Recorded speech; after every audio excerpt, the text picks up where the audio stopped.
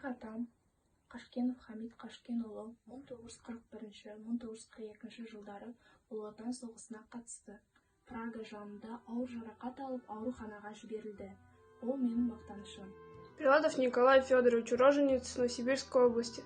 Родился в 1904 году. В 1941 году был призван на фронт. Он участвовал во многих боях, и у него есть множество наград. В 1943 был комиссован по ранению, после чего работал в тылу.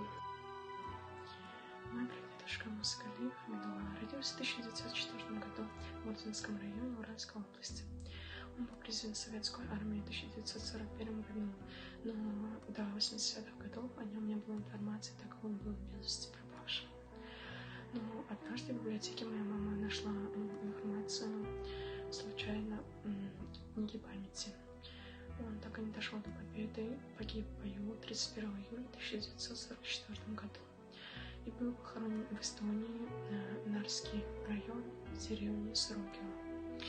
Мы всей семьей чтим память и очень гордимся.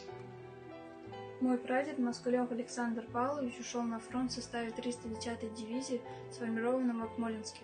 На войне он был шофером, стрелком-пулеметчиком. Я очень горжусь своим прадедом.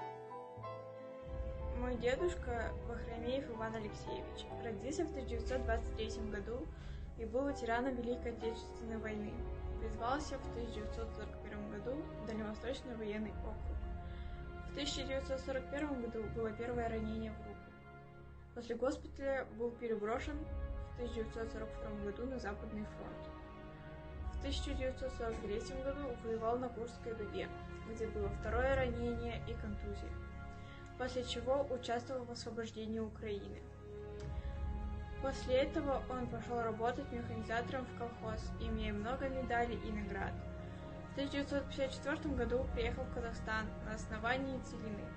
Там же оставался всю жизнь. Проработал на тракторах во благо Родины. Был женат, воспитал детей и внуков.